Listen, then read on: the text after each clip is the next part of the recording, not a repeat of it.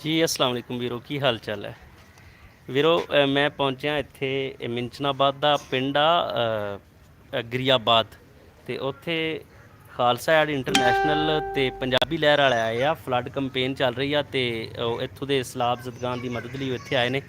ਤੇ ਆਓ ਜ਼ਰਾ ਫਿਰ ਅੰਦਰ ਚੱਲਨੇ ਆ ਤੇ ਦਿਖਾਣੇ ਆ ਕਿ ਉਹ ਕੀ ਕੰਮ ਕਰ ਰਹੇ ਨੇ, ਕਿਸ ਤਰ੍ਹਾਂ ਕਰ ਰਹੇ ਨੇ, ਤੇ ਨਾਲ ਜ਼ਰਾ ਉਹਨਾਂ ਨਾਲ ਨਾਸਰ ਢਿੱਲੋਂ ਬਾਈ ਆਏ ਹੋਏ ਆ, ਉਹਨਾਂ ਨਾਲ ਜ਼ਰਾ ਗੱਲਬਾਤ ਕਰਨੇ। ਆਜੋ ਫਿਰ।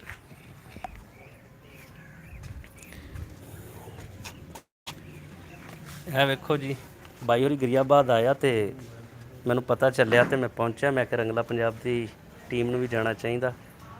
ਤੇ ਇਹ ਵੇਖੋ ਜੀ, ਇੱਥੇ ਉਹ ਰਾਸ਼ਨ ਤਿਆਰ ਕਰ ਰਹੇ ਨੇ ਤੇ ਅੱਗੇ ਦਰਿਆ ਸਤਲੁਜ ਹੈ, ਉੱਥੇ ਫਲੱਡ ਆ ਤੇ ਲੋਕਾਂ ਦੀ ਹੈਲਪ ਲਈ ਉੱਥੇ ਪਹੁੰਚ ਰਹੇ ਨੇ ਬਾਈ ਹੋਰੀ। ਤੇ ਉਹਨਾਂ ਨਾਲ ਵੀ ਅੱਗੇ ਜਾ ਕੇ ਗੱਲਬਾਤ ਕਰਾਂਗੇ। ਮੈਂ ਤਾਂ ਵੈਸੇ ਵੀ ਉਹਨਾਂ ਦਾ ਬੜਾ ਵੱਡਾ ਫੈਨ ਆ ਤੇ ਚੜ੍ਹਦੇ ਪੰਜਾਬ 'ਚ ਵੀ ਉਹਨਾਂ ਨੂੰ ਬੜਾ ਵੇਖਿਆ ਜਾਂਦਾ ਤੇ ਮੇਰੇ ਨਾਲ ਵੀ ਜਿਹੜੇ ਵੀਰ ਜੁੜੇ ਆ ਚੜ੍ਹਦੇ ਪੰਜਾਬ ਦੇ ਆ। ਇਹ ਵੇਖੋ ਜੀ, ਇਹ ਇੱਥੇ ਪਕਾ ਰਹੇ ਨੇ ਉਹ, ਇਹਨਾਂ ਦਾ ਕਿੱਥੇ ਨੇ ਸਟੇ ਕੀਤਾ ਗਰੀਆਬਾਦ ਅੱਕਾਂ ਵਾਲੀ ਪਿੰਡ ਨੂੰ ਕਹਿੰਦੇ, ਤਹਿਸੀਲ ਮਿੰਚਨਾਬਾਦ, ਡਿਸਟ੍ਰਿਕਟ ਬਹਾਵਲ ਨਗਰ ਤੇ ਮੰਡੀ ਸਾਦਿਕਗੰਜ ਜਿਹੜਾ ਲਾਸਟ ਸਿਟੀ ਆ ਨਾ ਬਾਰਡਰ ਦਾ, ਇਹ ਉਹਦੇ ਲਾਗੇ ਪੈਂਦਾ। ਇਹ ਸਾਰਾ ਨਿਜ਼ਾਮ ਵੇਖੋ ਜੀ, ਪੰਜਾਬੀ ਲਹਿਰ ਤੇ ਖਾਲਸਾ ਐਡ ਵਾਲਿਆਂ ਦਾ। ਤੇ ਬਾਈ ਹੋਰਾਂ ਨਾਲ ਵੀ ਚੱਲ ਕੇ ਗੱਲ ਕਰਾਂਗੇ।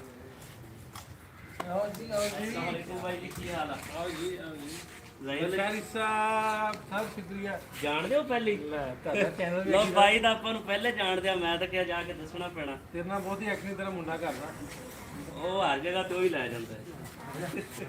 ਸ਼ੁਕਰੀਆ ਜੀ।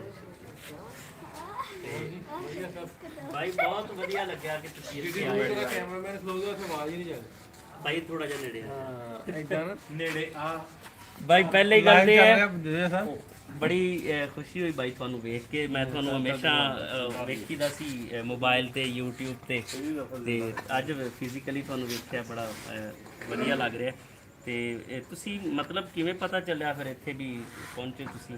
ਇੱਥੇ ਸਾਰੇ ਇੱਕ ਤਾਂ ਸੋਸ਼ਲ ਮੀਡੀਆ ਸਾਰਾ ਕੁਝ ਦੱਸ ਦਿੰਦਾ। ਸੋਸ਼ਲ ਮੀਡੀਆ ਤੇ ਘੱਟ ਥੋੜਾ ਜਿਹਾ ਸਾਡੇ ਦੋਸਤ ਜੁਈਆ ਸਾਹਿਬ ਹੋਰ ਇੱਥੋਂ ਦੇ ਇਲਾਕੇ ਦੇ ਜਿਹੜੇ ਯਾਰ ਦੋਸਤ ਆ, ਉਹਨਾਂ ਨੇ ਦੱਸਿਆ। ਮੈਂ ਉਦੋਂ ਦੁਬਈ ਸਾਂ ਤੇ ਮੈਂ ਫਿਰ ਆਇਆ 22 ਤਰੀਕ ਤੋਂ, ਉਸ ਤੋਂ ਬਾਅਦ 24 ਤੇ ਅਸੀਂ ਇੱਥੇ ਆ ਗਏ, 23-24 ਤੇ। ਤੇ ਅਸੀਂ ਕਿਉਂਕਿ ਜੁੜੇ ਆ ਇੰਟਰਨੈਸ਼ਨਲ ਤਨਜ਼ੀਮ ਦਾ ਖਾਲਸਾ ਐਡ, ਉਹਦੇ ਨਾਲ ਫਿਰ ਪੰਜਾਬੀ ਲਹਿਰ TV ਸਾਰੇ ਦੋਸਤਾਂ ਦੀ ਕੋਲੈਬੋਰੇਸ਼ਨ ਦੀ। ਉਹ ਸਾਡੀ ਡਾਕਟਰਾਂ ਦੀ ਟੀਮ ਬੈਠੀ, ਡਾਕਟਰ ਰੈਸਟ ਕਰ ਰਹੇ ਨੇ। ਇਹ ਸਾਰੇ ਦੋਸਤ ਜਿਹੜੇ ਨੇ ਇਹ ਸਾਡਾ ਸਮਝ ਲਓ ਬਾਹਾਂ ਸਾਡੀਆਂ ਤਾਵਨ ਕਰਦੇ ਆ ਬਗੈਰ ਕਿਸੇ ਪੈਸੇ ਧੇਲੇ। ਪੂਰੀ ਮਤਲਬ ਤੁਹਾਡੀ ਨਿਕਲ ਪਈਦਾ ਇੱਕ ਵਾਰੀ ਵੀ ਅੱਲਾ ਦੇ ਹਵਾਲੇ ਪੈਸੇ ਆਪੇ ਰੱਬ ਫਿਰ ਦੇ ਹੀ ਦਿੰਦਾ ਹੌਲੀ ਹੌਲੀ ਗੱਲ। ਤੇ ਇਹ ਅੱਗੇ ਤੁਸੀਂ ਗਏ ਹੋ ਤੇ ਕੀ ਤੁਹਾਨੂੰ ਮਹਿਸੂਸ ਹੋਇਆ ਲੋਕਾਂ ਨਾਲ ਮਿਲ ਕੇ? ਕਿਸ ਤਰ੍ਹਾਂ ਦੇ ਹਾਲਾਤ ਨੇ? ਤੇ ਹਾਲਾਤ ਜਿਵੇਂ ਹੁਣ ਤੁਸੀਂ ਸੋਸ਼ਲ ਮੀਡੀਆ ਤੇ ਵੀਡੀਓ ਬਣਾਉਂਦੇ ਤੇ ਮੈਂ ਤੇ ਅੱਗੇ ਰਿਕੁਐਸਟ ਕੀਤੀ ਵੀ ਸਾਰੇ ਵੀਡੀਓ ਬਣਾ ਕੇ ਪਾਓ। ਪਿਛਲੀ ਵਾਰੀ ਸਲਾਬ ਆਇਆ ਸੀ ਤੇ ਰਾਜਨਪੁਰ ਵੀ ਇਸੇ ਤਰ੍ਹਾਂ ਹੀ ਸੀ, ਲੋਕਾਂ ਦਾ ਧਿਆਨ ਨਹੀਂ ਸੀ। ਜੀ ਬਾਈ, ਉੱਥੇ ਵੀ ਤੁਸੀਂ ਬੜਾ ਕੰਮ ਕੀਤਾ। ਫਿਰ ਸੋਸ਼ਲ ਮੀਡੀਆ ਦੀ ਰਾਹੀਂ ਲੋਕਾਂ ਦਾ ਧਿਆਨ ਪਿਆ, ਫਿਰ ਮੇਨ ਸਟ੍ਰੀਮ ਮੀਡੀਆ ਵੀ ਅੱਗੇ ਆਏ। ਇਸੇ ਤਰ੍ਹਾਂ ਹੀ ਹੁਣ ਇੱਥੇ ਵੀ ਜਿੰਨਾ ਨੁਕਸਾਨ ਹੈ, ਜਿੰਨੇ ਹਾਲਾਤ ਖਰਾਬ ਨੇ, ਪਾਣੀ ਕਿੰਨਾ ਵਾ, ਲੋਕ ਹਲੀ ਫਸੇ। ਇੱਥੇ ਧਿਆਨ ਕਿਸੇ ਦਾ ਵੀ ਨਹੀਂ, ਕੋਈ NGO ਨਹੀਂ, ਕੋਈ ਤਨਜ਼ੀਮ ਨਹੀਂ। ਜੇ ਰੈਸਕਿਊ 1-1-2-2 ਦੀ ਗੱਲ ਕਰਦੇ ਤੇ ਉਸ ਤੋਂ ਇਲਾਵਾ ਕੋਈ ਸਰਕਾਰੀ ਅਦਾਰਾ ਨਹੀਂ ਕੰਮ ਕਰਨ ਡਿਆ। ਉਹ ਪਤਾ ਨਹੀਂ ਹੁਣ ਉਹ ਹੈਲੀਕਾਪਟਰ ਟਾਕੀ ਮਾਰ ਕੇ ਕਿੱਥੇ ਖਿਲਾ ਰਹੇ ਆ। ਉਹਨਾਂ ਨੂੰ ਦੋਨਾਂ ਦਾ ਵੀ ਜਗਾਲ ਜਗੂਲ ਲਾਓ ਨਾ, ਇਹਨੂੰ ਲੈ ਕੇ ਆਓ, ਲੋਕ ਫਸੇ ਉਹਨਾਂ ਨੂੰ ਕੱਢੋ। ਬਿਲਕੁਲ ਬਾਈ, ਇਹ ਤਾਂ ਜ਼ਾਹਰੀ ਗੱਲ ਹੈ। ਸਾਡੇ ਵੀ ਦੋਸਤ ਮਿਲ ਰਹੇ ਸਨ ਜਿੱਥੋਂ ਮੈਨੂੰ ਪਤਾ ਚੱਲਿਆ, ਤਾਂ ਕਹਿੰਦੇ ਯਾਰ ਕਿ ਪੰਜਾਬੀ ਲਹਿਰ ਤੇ ਖਾਲਸਾ ਐਡ ਵਾਲੇ ਤੇ ਨਾਲ ਉਹ ਸ਼ਹਜ਼ਾਦ ਜੁਈਆ ਸਾਹਿਬ ਦਾ ਦੱਸ ਰਹੇ ਸਨ ਕਿ ਉਹ ਲੋਕ ਹੀ ਵਿਜ਼ਿਟ ਕਰ ਰਹੇ ਨੇ, ਅਦਰਵਾਈਜ਼ ਕੋਈ ਵਿਜ਼ਿਟ ਨਹੀਂ ਕਰ ਰਿਹਾ। ਔਰ ਮੈਂ ਵੀ ਜੀ ਫਿਰ ਨਿਕਲਿਆ ਤੇ ਇੱਕ ਦੋ ਇੰਟਰਵਿਊ ਕੀਤੇ ਤਾਂ ਉਹਨਾਂ ਨੇ ਮੈਨੂੰ ਦੱਸ ਪਾਈ ਕਿ ਯਾਰ ਉਹ ਕਹਿੰਦੇ ਵੀ ਬਾਈ ਹੈ ਕੋਈ ਲੰਬਾ ਜਿਹਾ ਤੇ ਦਾੜੀ ਵਾਲਾ, ਤੇ ਉਹ ਆਉਂਦੇ ਨੇ ਯਾਰ, ਤੇ ਉਹਨਾਂ ਦੀ ਪੂਰੀ ਟੀਮ ਹੈ, ਬਾਕੀ ਸਾਡੇ ਕੋਲ ਕੋਈ ਸਰਕਾਰੀ ਬੰਦਾ ਨਹੀਂ ਆਇਆ।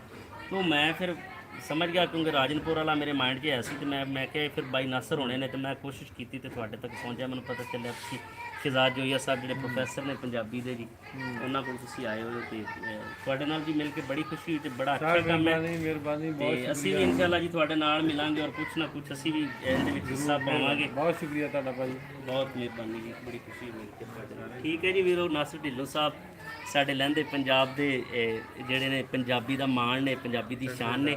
ਔਰ ਲਹਿੰਦੇ ਪੰਜਾਬ ਔਰ ਚੜ੍ਹਦੇ ਪੰਜਾਬ ਦੇ ਵਿਚਕਾਰ ਇੱਕ ਪੁਲ ਹੈ ਜਿਹੜੀ ਇਹਨਾਂ ਦੋਵਾਂ ਨੂੰ ਮਿਲਾ ਰਹੀ ਹੈ। ਤੇ ਅੱਜ ਉਹ ਬੰਦਾ ਮੇਰੇ ਨਾਲ ਬੈਠਾ ਹੈ ਤੇ ਮੈਨੂੰ ਇਵੇਂ ਲੱਗਦਾ ਮੈਂ ਅਮਰ ਹੋ ਗਿਆ। ਮੈਨੂੰ ਬੜੀ ਜ਼ਿਆਦਾ ਰੂਹਾਨੀ ਖੁਸ਼ੀ ਹੋ ਰਹੀ ਹੈ, ਦਿਲ ਖੁਸ਼ ਹੋ ਰਿਹਾ। ਆਈ ਹੋਪ ਕਿ ਤੁਹਾਡਾ ਵੀ ਦਿਲ ਖੁਸ਼ ਹੋ ਗਿਆ ਹੋਣਾ, ਕਿਉਂਕਿ ਇਹੋ ਜਿਹੇ ਬੰਦੇ ਨੂੰ ਮਿਲੇ ਹੈ ਜਿਹੜੀ ਚਲਦੀ ਫਿਰਦੀ ਰੂਹ ਹੈ, ਤੁਰਦੀ ਫਿਰਦੀ ਰੂਹ ਹੈ। ਇਹ ਪੰਜਾਬ ਦੀ ਰੂਹ ਹੈ, ਪੰਜਾਬ ਨੂੰ ਮਿਲਾਉਂਦੀ ਹੈ। ਤੇ ਇਹਨਾਂ ਨੂੰ ਮਿਲ ਕੇ ਮੈਨੂੰ ਵੀ ਐਵੇਂ ਲੱਗਦਾ ਮੈਂ ਕਿਸੇ ਰੂਹ ਨੂੰ ਮਿਲਿਆ। ਜਿੰਨੇ ਲੋਕ ਵੇਖਣੇ ਨੇ ਇੱਕ ਵਾਰੀ ਵੀਡੀਓ ਸ਼ੇਅਰ ਜ਼ਰੂਰ ਕਰ ਦਿਓ। ਚੈਨਲ ਨਵਾਂ ਬੰਦੇ ਦਾ, ਇਹਨੂੰ ਜ਼ਰੂਰ ਸਪੋਰਟ ਕਰਿਓ ਸਾਰੇ ਦੋਸਤ। ਚੈਨਲ ਨੂੰ ਇਹਨੂੰ ਇਸ ਨੂੰ ਵੱਧ ਤੋਂ ਵੱਧ ਸ਼ੇਅਰ ਕਰ ਦਿਓ। ਬਹੁਤ ਸ਼ੁਕਰੀਆ ਜੀ। ਬਹੁਤ। ਕੀ ਕਰ ਆਇਆ ਉਹਨਾਂ ਨੂੰ?